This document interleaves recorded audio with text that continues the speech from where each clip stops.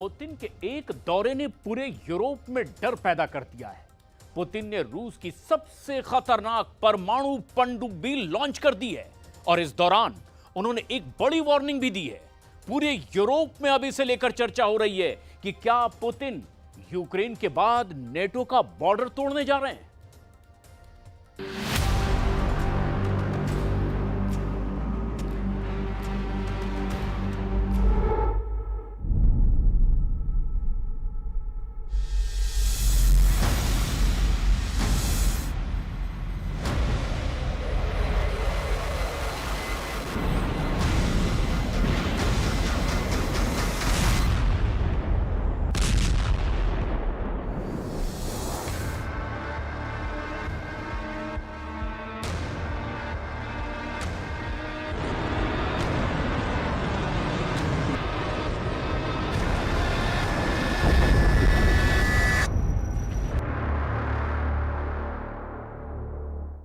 И крылатые ракеты «Циркон».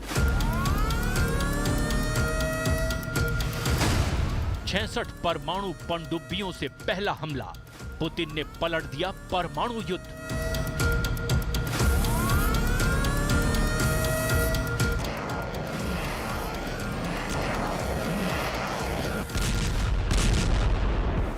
European union के 27 देश और अमेरिका को छोड़कर नेटो के 31 देशों ने रूस को इतना मजबूर कर दिया है कि पुतिन ने 3 साल से ज्यादा की जंग में पहली बार परमाणु पनडुब्बी से यूक्रेन समेत यूरोप पर हमले के आदेश दे दिए हैं।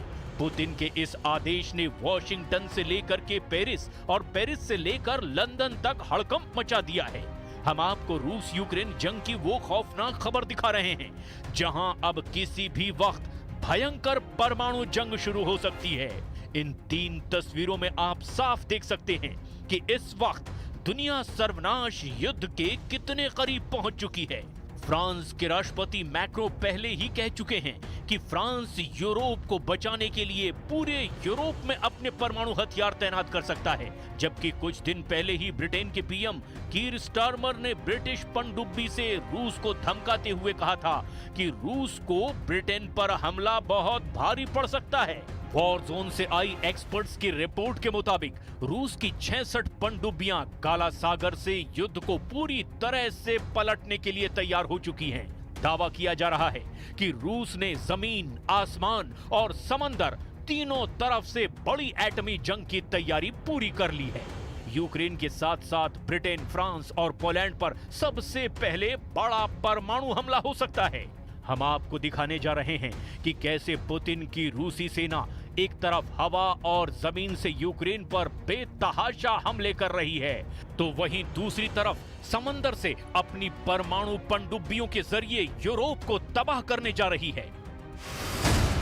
परमाणु युद्ध से पलटेगी बाजी, यूक्रेन टू यूरोप सर्वनाश।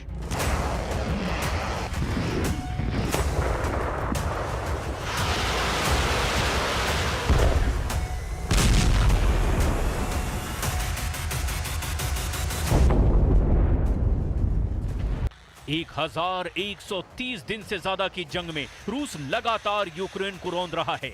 अब तक यूक्रेन के 25% से ज्यादा इलाके पर रूस कब्जा भी कर चुका है।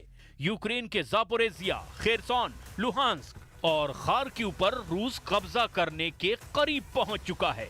हारते और हाँफते यूक्रेन के सामने अब बस एक ही रास्ता बचा है कि अगर यूरोपीय देश रूस पर हमला कर दें तो यूक्रेन की हार कुछ वक्त तक के लिए टल सकती है।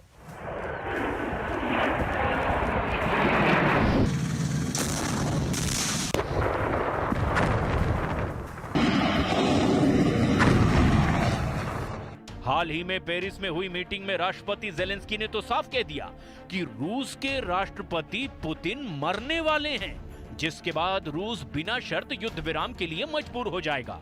यहां तक कि फ्रांस के राष्ट्रपति मैक्रो और ब्रिटिश प्रधानमंत्री कीर स्टारमर ने तो रूस को धमकी देते हुए कहा कि रूस कभी भी यूक्रेन को नहीं जीत पाएगा। ऐसे हालात में पुतिन ने अचानक रूस से लेकर बेलारूस तक अपने सभी एटम बम एक्टिव करवा दिए हैं। रूस की परमाणु मिसाइलें, परमाणु बम वर्षक और परमाणु पनडुब्बियां पूरी तरह से हमला करने के लिए तैयार हो चुकी हैं। और अब हालात ये हो चुके हैं कि राष्ट्रपति पुतिन खुद रूस की एक परमाणु पनडुब्बी में पहुंच गए हैं और कमांडरों को साफ आदेश दे दिया है कि परमाणु हमले के लिए पूरी तरह से तैयार हो जाओ।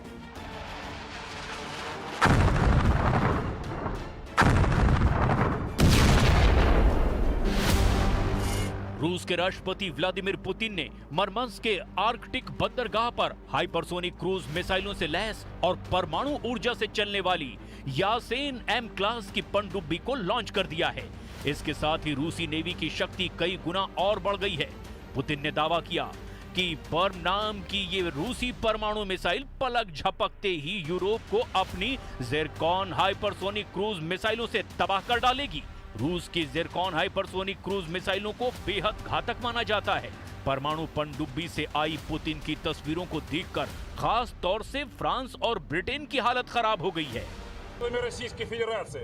Атомный подводный крейсер «Пермь» спуску на воду готов. Разрешите начать движение? Разрешаю. Даже тогда, когда мы откладывали резервы, все равно их не хватало.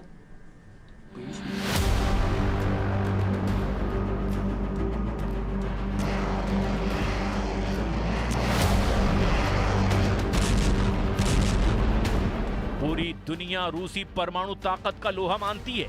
रूस के Tu-95, Tu-160 जैसे बम वर्षक मौजूद हैं जो दुनिया में कहीं भी एटमी हमला कर सकते हैं। हम आपको दो तस्वीरें दिखाते हैं जिससे आपको पता चलेगा कि पुतिन ने अचानक यूक्रेन और यूरोप के खिलाफ अपनी परमाणु ताकत को आखिर क्यों उतार दिया है। И крылатые ракеты «Циркон». परमाणु युद्ध को लेकर रूस से लेकर ब्रिटेन तक भयंकर तैयारी हो चुकी है। हम आपको दो तस्वीरें दिखा रहे हैं जिनमें से एक पनडुब्बी अड्डे का दौरा पुतिन ने 27 मार्च को किया है, जबकि दूसरी परमाणु पनडुब्बी का दौरा ब्रिटिश पीएम कीर स्टारमर ने 20 मार्च को किया। आज ये भी जान लीजिए कि रूस के राष्ट्रपति व्लादिमीर पुतिन ने मरमंस्क के आर्कटिक बंदरगाह पर हाइपरसोनिक क्रूज मिसाइलों से लैस और परमाणु ऊर्जा से चलने वाली यासेन एम क्लास की पनडुब्बी को लॉन्च किया है जो कि ज़िरकॉन मिसाइल से लैस है, जबकि ब्रिटेन के प्रधानमंत्री कीर स्टारमर ने HMS वैनगार्ड नाम की परमाणु पनडुब्बी का दौरा किया जो कि ट्राइडेंट मिसाइलों से लैस वैनगार्ड श्रेणी की पनडुब्बियां हैं। ब्रिटेन का दावा है कि उसकी एक ही पनडुब्बी से निकली मिसाइलें रूस के 40 शहरों को तेजी से जलाकर राख कर सकती है और दुश्मन पर हमला करने के लिए 200 दिनों से ज्यादा समय तक समंदर में छिपी भी रह सकती है।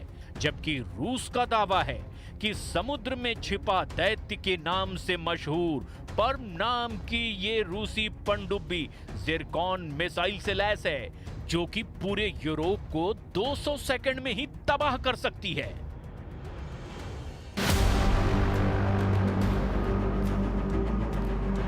उधर दूसरी तरफ नेटो ने तेजी से रूस के मुकाबले की तैयारियां शुरू कर दी है। जो दावे किए जा रहे हैं वो बेहद हैरान करने वाले हैं।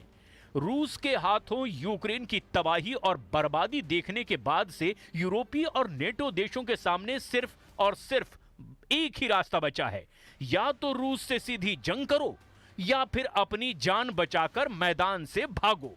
पेरिस, लंदन और ब्रसेल्स में नेटो और यूरोपियन यूनियन की मीटिंग में यह बिल्कुल साफ हो चुका है कि यूरोपीय देश किसी भी कीमत पर पुतिन और ट्रंप की डील को नहीं मानने वाले हैं। और ऐसे में हालात ये हैं कि अब पोलैंड तीसरे विश्व युद्ध का पहला हेडक्वार्टर बन गया है। नेटो की तरफ से पोलैंड रूस को सीधी चुनौती दे रहा है, ऐसे दावे भी किए जा रहे हैं। वहीं बाल्टिक देश एस्टोनिया, लातविया और लिथुआनिया भी रूस के हमलों से निपटने के लिए एड़ी चोटी का जोर लगा रहे हैं। दावों के मुताबिक पोलैंड में 1,20,000 नेटो सैनिक जमा हो चुके हैं। फ्रांस के स्पेशल फोर्स के लगभग 6,000 स्पेशल कमांडो पोलैंड में मौजूद हैं। इधर रूस ने बेलारूस में अपने स्कंदर मिसाइल 5 महीने पहले ही तैनात कर रखी है। खबर यह भी है कि अगर पोलैंड की तरफ से रूस पर हमला हुआ तो बेलारूस की तरफ से यूक्रेन पर रूस और बेलारूस की सेना मिलकर के बड़ा हमला कर देगी। नेटो की इस चाल पर ट्रंप की मुहर नहीं लगी है, ऐसा दावा भी किया जा रहा है।